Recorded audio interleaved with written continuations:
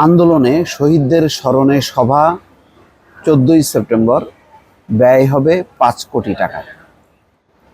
এমন একটি খবর গতকালকে এসেছে গণমাধ্যমে। তারপর থেকেই কিন্তু সামাজিক যোগাযোগ মাধ্যমে এই খবরের নানা প্রতিক্রিয়া আসছে এবং সেই প্রতিক্রিয়া কিন্তু নেতিবাচক।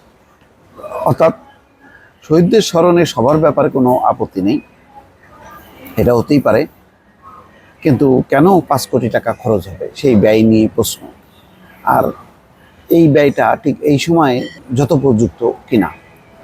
অনেকে বলছেন যে এই 5 কোটি টাকা যারা হাসপাতালে আহত তাদের উন্নত চিকিৎসার জন্য ব্যয় করা যেতে পারে, আহতদের মধ্যে বিলি বন্টন করা যেতে পারে, নিহতদের মধ্যে বিলি বন্টন করা যেতে পারে, তাহলে পরিবারগুলো বরং উপকৃত হবে। বহু পরিবার আছে, সাধারণ মানুষ যারা তাদের কর্মক্ষম মানুষটাকে হারিয়ে খুবই ক্ষতিগ্রস্ত, তারা কোনো দিশা পাচ্ছে না। তো তাদের মধ্যে দিলে এটা তারা উপকৃত হবে।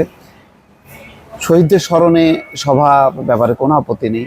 সেই সভাটা 1 মাস, আগামী মাসের বা তারপরের মাসের পূর্তিতে সেটা করা যাবে।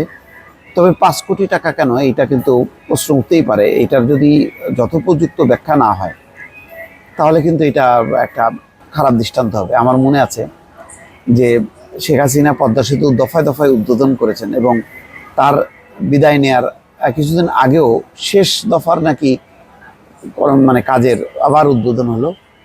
সেই উদ্বোধনেও 5 কোটি টাকা বরাদ্দ ছিল। আর শেখ হাসিনা পদ্মা সেতু উদ্বোধন মানে হচ্ছে ডক্টর ইউনূসকে সামনে রেখেই তার বিষোদ্গার করা, বিএনপিকে তুলোধনো করা, সমালোচনা করা, এই সমস্ত যত রকম রাজনৈতিক ইত্রামি আছে সেগুলি তিনি করার জন্য এই সমস্তগুলো আয়োজনগুলো করতেন। তো এখন তো আর সেই অবস্থা না। এখন তো নিশ্চয়ই এই সরকার এমন কিছু করবে যেটা অন্যরা অনুসরণ করবে। তো সেই কারণেই কিন্তু প্রশ্নটা আসছে যে এটা ঠিক কিনা। খবরে যেটি বলা হচ্ছে যে গত জুলাই আগস্ট মাসে সরকারি চাকরিতে কোটা সংস্কার এবং পরবর্তী সময় সরকার পতনের আন্দোলনে শহীদদের স্মরণে সভা অনুষ্ঠিত হবে 14ই সেপ্টেম্বর। বঙ্গবন্ধু আন্তর্জাতিক সম্মেলন কেন্দ্রে অনুষ্ঠেয় এই সভায় খরচ হবে 5 কোটি টাকা। এ সংক্রান্ত ক্রয় পদ্ধতির কাজ অনুমোদন করেছে অর্থনৈতিক বিষয় সংক্রান্ত উপদেষ্টা পরিষদের বৈঠকে। মঙ্গলবার সচিবালয়ে সাংবাদিকদের প্রশ্নের জবাবে এই তথ্য জানান অর্থ ও বাণিজ্য উপদেষ্টা ডক্টর সালাউদ্দিন আহমেদ।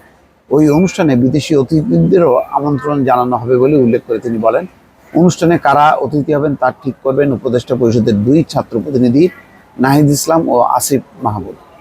আমার ধারণা যে এখন এই অনুষ্ঠানটা যেহেতু সরকার ব্যয় সংকোচনের দিকে এবং প্রচুর ব্যয় হচ্ছে বলে কথা হচ্ছে এবং অর্থনীতি একেবারেই বিপন্ন, এই সময় এই টাকাটা খরচ না করাই ভালো। বরং এই টাকার সাথে আরও কিছু টাকা যোগ করে যদি শহীদদের মধ্যে আহত নিহত যারা আছে, যে পরিবার আছে, তাদের মধ্যে যদি আবার আরেক দফায় দেওয়া যায়, এটা তাদের জন্য অনেক উপকার হবে। নতুবা এদের স্মরণে মানুষের মনে, দেশে বিদেশে এটি সবারই জানা আছে যে এইটা একটা মহান আন্দোলন ছিল, যৌক্তিক আন্দোলন ছিল।